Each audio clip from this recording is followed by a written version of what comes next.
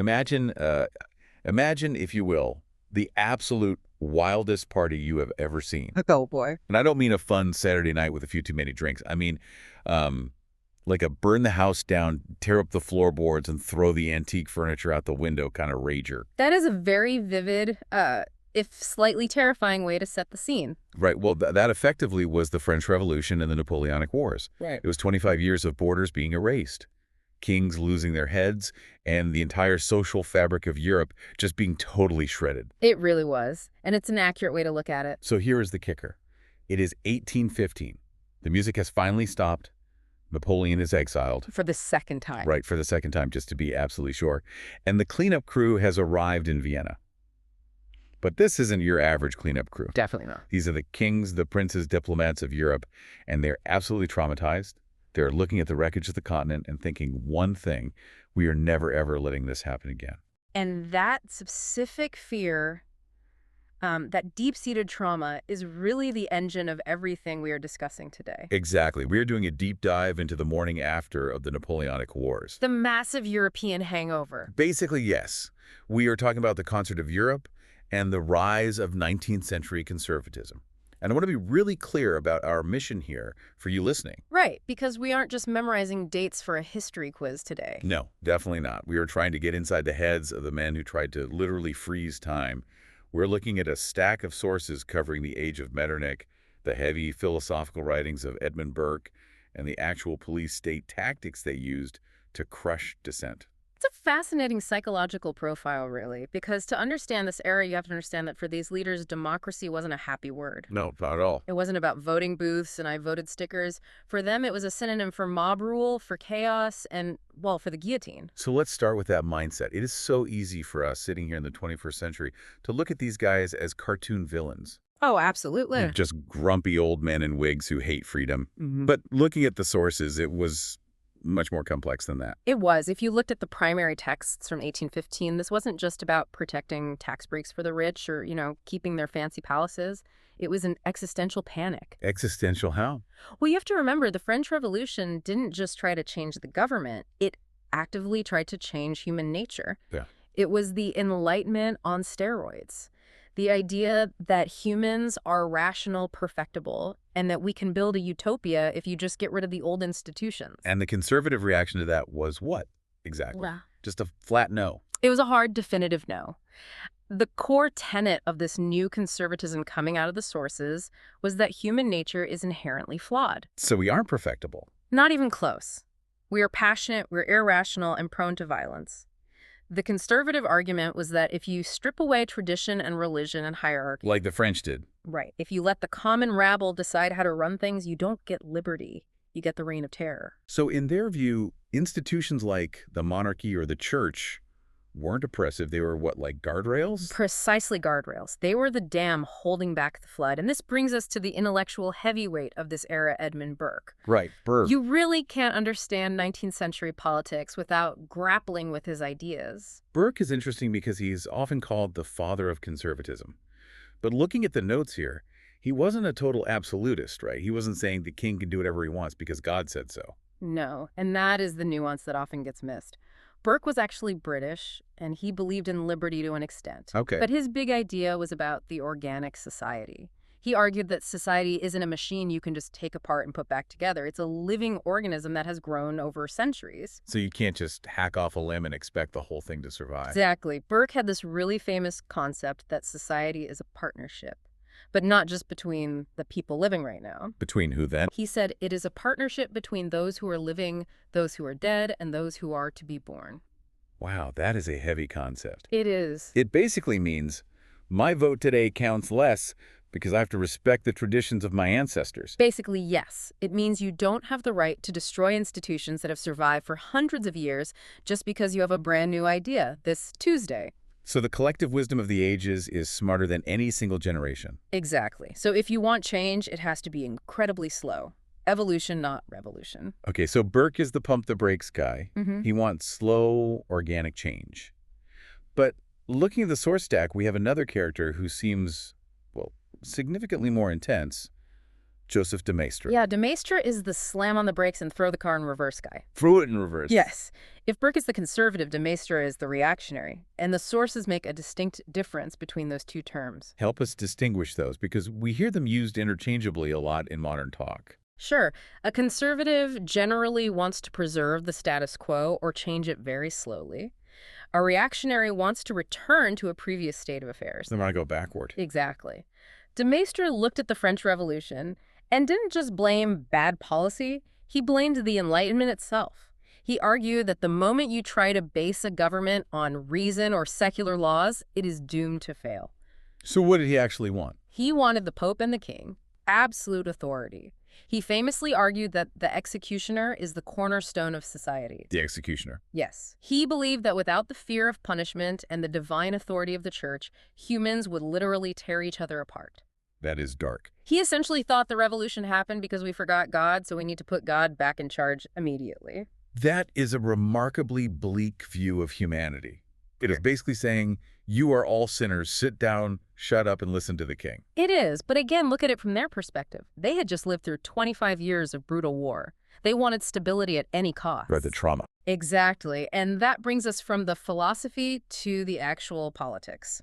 Because you can write all the essays you want, but eventually you need a plan to actually run the continent. Which brings us to the man of the hour. The sources call this whole period the Age of Metternich. Who was this guy? Prince Clemens von Metternich, the Austrian foreign minister. Okay. If you were casting a movie, he is the sophisticated, charming, but utterly ruthless mastermind in the velvet suit. He literally considered himself the coachman of Europe. The coachman, as in he is driving the carriage. Driving the carriage and making sure the horses don't bolt. Metternich looked at the map of Europe in 1815 and realized that the old way of doing diplomacy where every country just looks out for itself was incredibly dangerous. Because it allowed someone like Napoleon to exploit the divisions. Exactly. It allowed a loose cannon to rise. So he designed an entirely new system. This is what we call the Concert of Europe. Yes, or the Congress system. Yeah. And the key players were the Quadruple Alliance. That was Austria, Russia, Prussia, and Great Britain. Did France ever get a seat at that table? They did later on. They let France back in once the Bourbon kings were safely back on the throne. It sounds like an exclusive club. It was an exclusive club for great powers, and the primary rule of the club was collective action. This is a huge shift in international relations. How so? Well, before this, if the King of Naples had a rebellion on his hands, that was his problem. Or worse, maybe his neighbor would invade to take advantage of the chaos. Right, a moment of weakness. But Metternich changes the rules. Metternich says no. If a revolution starts in Naples, it is a virus, and viruses spread. So under the concert system, the great powers agreed that they had the right and the duty to intervene in each other's internal affairs to crush revolutions. That is wild if you think about it. It is an one for all pact, but specifically for suppressing democracy. It is the fire department model of diplomacy. The fire department model. Yeah, think about it. If your neighbor's house is on fire, you don't just watch. You rush in and put it out. Not because you necessarily love your neighbor, but because you don't want the fire spreading to your own roof. That makes a lot of sense, actually. The sources outline 4 pillars that this system was built on. I want to run through these because they really define the era. Let's do it. The first one is the balance of power. We hear this term in history class all the time. But what did it actually mean to Metternich? It meant equilibrium. Metternich believed that war happens when one country becomes too strong and thinks it can win. So they literally redrew the map of Europe specifically to make sure no single nation, especially France, could dominate the others. So they chopped up borders to make things even. They did. They surrounded France with stronger buffer states. It was a very mathematical approach to peace. Okay. Pillar 2 is legitimacy. This was the restoration part. It meant kicking out all the puppets Napoleon had installed and putting the legitimate families back on the thrones. So Bourbons in France and Spain. Exactly. Habsburgs in Italy. It was an attempt to pretend the last 25 years just never happened. Which feels like extreme wishful thinking. You can't unring that bell. Completely wishful thinking. But they were committed to the bit. They wanted the visible symbols of the old order back in place to reassure the public that the nightmare was officially over. Right. Pillar 3 is social hierarchy. This ties right back to Burke. They wanted to reinforce the aristocracy, Because the revolution had basically destroyed them. strip their titles, taken their land, cut off their heads. The restoration was about putting the landed gentry back on top of the food chain and aggressively keeping the middle class, the bourgeoisie, in check. And finally, Pillar 4, religious stability. The altar and the throne. They doubled down on the idea that the church was the state's best friend. Okay. In fact, there was the Holy Alliance, which was a specific pact between Prussia, and Austria, and they explicitly pledged to rule according to Christian principles. Which really meant one in practice. It meant using priests to teach peasants to obey their masters. Wow. So you have this incredibly elaborate diplomatic machine designed to keep things quiet. But here is the problem with trying to freeze time. The world keeps moving. Exactly. Yeah. You have the Industrial Revolution starting to really rev up. You have these ideas of nationalism bubbling. How do they actually enforce this freeze on the ground? This is where the story gets significantly darker. We move from the fancy ballrooms of Vienna to the police stations. Because you are right, people didn't just stop wanting rights because Metternich signed a piece of paper. The virus was already out there. The virus of liberalism was spreading, and particularly in universities. And universities are always the trouble spots, aren't they? Always. Young people, new ideas, lots of coffee, or, beer in the German case. Right. In the German states, you had these student associations called Burschenschaften, and they were talking about a unified Germany, about a constitution, about freedom of the press. And Metternich hears this and probably just spills his champagne. He panics. Total panic. In 1819, a conservative writer was assassinated by a radical student. Oh, wow. Metternich used that one specific event as a pretext to drop the hammer. He forced the German princes to sign the Carlsbad decrees. The sources highlight this as a major turning point. What did these decrees actually do? It was a total sweeping crackdown. First, yeah. they dissolved the student unions. Illegal. Gone. Just wipe them out. Then they established strict censorship of the press, but the most invasive part was the surveillance of the universities themselves. Surveillance how? Like they put spies in the classrooms? Literally, yes. They appointed government curators to sit in on lectures. Just sitting in the back taking notes on the professor. Exactly. If a professor said anything that sounded remotely liberal or nationalist, they were fired and completely blacklisted. They couldn't get a job at any other university in the entire Confederation. So it is early state-sponsored cancel culture. It is a total intellectual freeze. They even created a central investigation commission in Mainz just to hunt down revolutionary plots. Did it work? It did. It drove the entire German nationalist movement underground for decades. It taught a whole generation of Germans that politics was dangerous and that they should probably just stick to music and philosophy. That is Central Europe. But let's look further east. Our outline points to Russia as the extreme end of this spectrum. Oh, Russia is a whole different level. If Metternich was using a scalpel, it seems like the Tsar was using a sledgehammer. Russia is a fascinating case study here. Tsar Alexander I started out sounding a bit enlightened, but he eventually went full mystic reactionary. And the guy after him. His successor, Nicholas I, was even harder. He actually became known as the gendarme of Europe, the policeman of Europe. I see the term autocracy used a lot in the sources here. How was the Russian approach different from, say, the British or the French approach at the time? Well, Russia fundamentally refused to modernize at all. In what way? In the West, you had the beginnings of an industrial working class, right? People moving to cities. In Russia, you still had serfdom. Which is essentially slavery for the peasantry. Yes.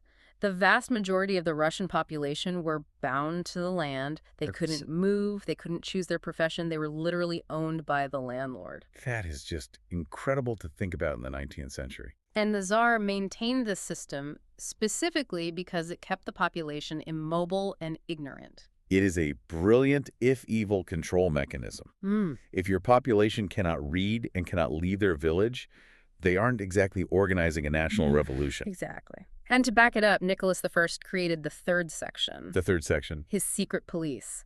Their working motto was effectively surveillance is safety. They had agents everywhere. Russia became an absolute fortress, totally sealed off from Western ideas. It seems effective in a very brutal kind of way, but the sources do mention a high internal cost to all this. The cost was massive economic and social stagnation. While Britain and France were busy building railroads and factories and modernizing Russia, it was frozen in the Middle Ages. So they were falling behind. Rapidly, they were building a pressure cooker. By refusing to let off any steam, by refusing any sort of reform, they ensured that the anger would just build and build until it eventually exploded. Which leads us to the really big question of legacy here. Yeah. We have described a system that sounds completely oppressive, paranoid, and backward. But did it actually work? That is the very uncomfortable question historians have to wrestle with regarding the concert of Europe. Okay. If the metric you use is, did they prevent a massive continent-wide war, then the answer is surprisingly yes. Really? It worked that well? Think about it. Between 1815 and 1914, there was no general European war involving all the great powers at once. So almost 100 years. Yes. You had smaller conflicts, sure, like the Crimean War. But the Concert of Europe successfully managed the international order for a century. It created the longest period of relative peace Europe had seen in modern history. So you were saying Metternich was actually right. Internationally, perhaps, he built a system that stopped another Napoleon. But domestically, it was a complete disaster. Explain that distinction for us. They kept the peace between nations, but they effectively declared war on their own people. The pressure cooker analogy is perfect here. Because the steam has nowhere to go. Exactly. You can shoot a revolutionary, but you cannot shoot an idea. Liberalism and nationalism didn't just magically go away because the Carlsbad Decree said they were illegal. They just festered in the dark. And eventually the lid blows off the cooker. It blows off in 1830, and then it really blows off in 1848. The revolutions of 1848 swept across almost every major capital in Europe. And what happened to our sophisticated coachmen of Europe? Metternich himself was forced to flee Vienna, hiding in a laundry cart. Oh, man. That is a deeply humiliating exit. It was, but it was the ultimate proof that you simply cannot freeze time. The tragedy of the conservative order was that by refusing to bend at all, they guaranteed that the system would eventually break. So no compromise meant total collapse. Pretty much. If they had incorporated some moderate reforms, maybe a little constitution here, a little voting right there, they might have actually preserved the monarchy long term. Instead, they just radicalized the opposition. It is a classic historical tragedy. In trying so desperately to save the old world, they ensured its destruction. Exactly. The 19th century became this constant, intense struggle. The rigid conservative order pushing down from the top, and the rising tide of modernity pushing up from the bottom. And we all know who eventually wins that fight. The modern world always wins eventually. It really makes you think about the trade-offs we accept for stability. Metternich and his crew weren't doing this just to be evil supervillains. They were genuinely terrified of chaos. They were. They thought security was the absolute prerequisite for everything else in life. And that is a debate that never really goes away, does it? How much liberty are we willing to sacrifice just to feel safe? Metternich would say, all of it, every drop. Well, I want to leave you listening with a thought experiment to chew on. We look back at Burke and Metternich, and it is very easy to dismiss them as paranoid for thinking the masses couldn't handle power. Sure, because we live in democracies now. Right. But they predicted that democracy would inevitably lead to intense polarization, to mass misinformation, and eventually to a new kind of tyranny. That was their ultimate nightmare scenario. So here is the provocative question to end on. If Clemens von Metternich were somehow transported to the 21st century, and he scrolled through our social media feeds, looked at our deep political polarization, and saw the instability of some modern democracies, would he be shocked? Or would he just look at us, shake his head, and say, I told you so? That is a very uncomfortable thought to end on, but a deeply fascinating one. It really is. Thanks for joining us on this deep dive. We will see you next time.